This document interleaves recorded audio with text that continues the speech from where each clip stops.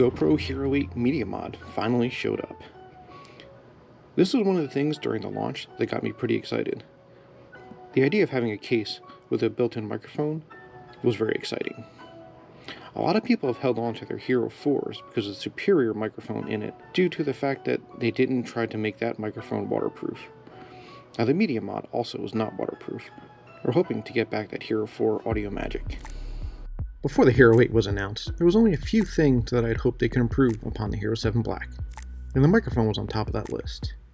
So, when they totally redesigned the case, redesigned the onboard mics, and showed off an add-on case with a new, very large mic housing, yeah, I was surprised.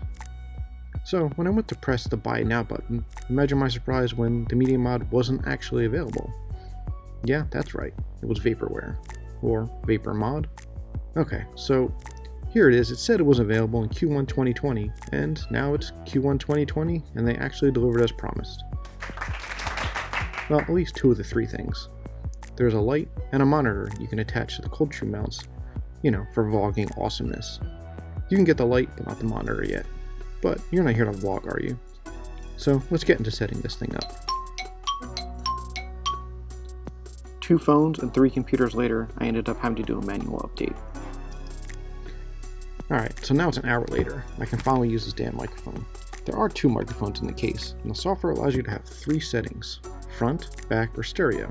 Now, which of these settings you use is going to depend on how you mount the camera. I also see there is still the wind setting available, so we're going to have to test this later. The case also has an analog 3.5mm mic input, so you can use something like a Rode VideoMic Pro, so it can really tell the world just how serious about vlogging you are. Pay attention though, because the top cold shoe mount is not going to be high enough to keep that big dead cat out of frame of your camera, so you might go from Vlogger Hero to 0 pretty fast if you miss that. You can use the side mount though without issue.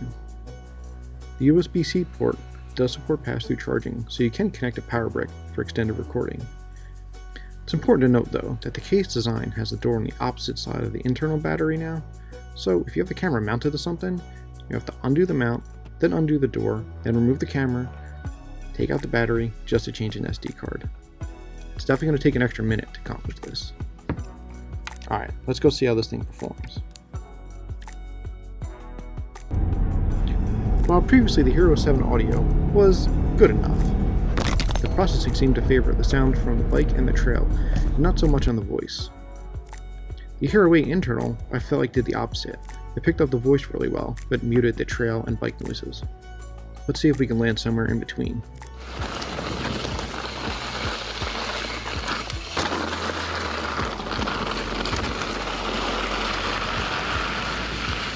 This is probably gonna hit. Oh, look at that, it's clear.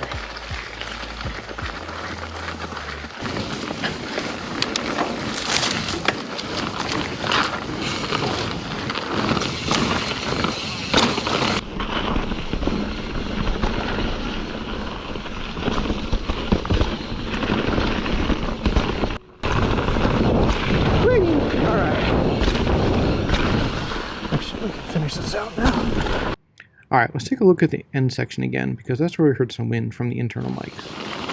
Alright, good. Not muddy here. Luckily it's not muddy here. Alright. Alright.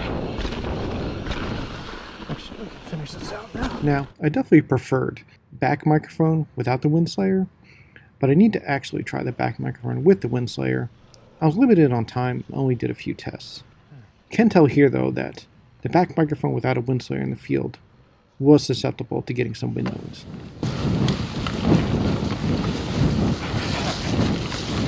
Well, pretty fast now. Curious if there's any wind, or if there is, how much. It's tolerable or not. I dug up some old clips from the Hero 7 and the Hero 4 just to compare. Let's check those out.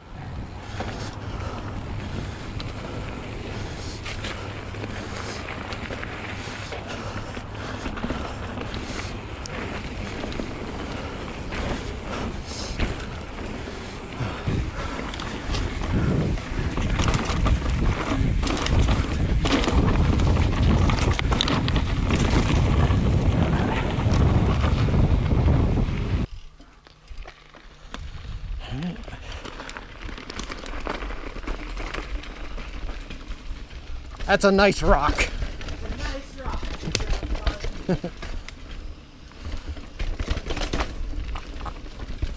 Oh, that's a line.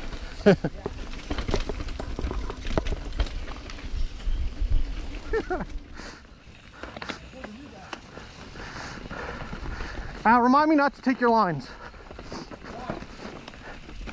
Just remind me.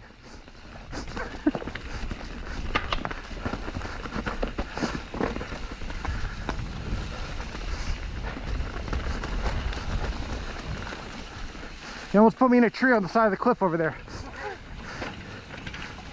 And just for the heck of it, I decided to stick the camera straight into the wind, trying to overwhelm the microphones.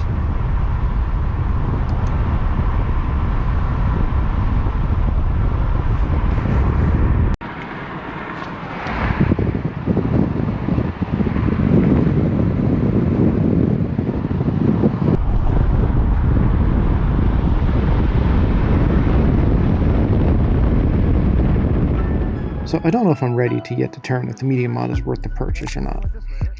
It's definitely showing some promise. There's a lot more scenarios I need to test, and it's a little bit hard this time of year.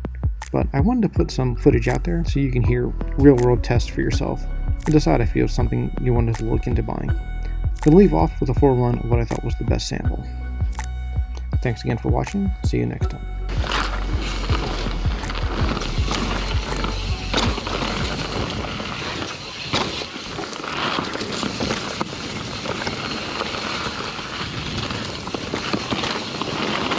Alright, it's good. Not muddy here. But...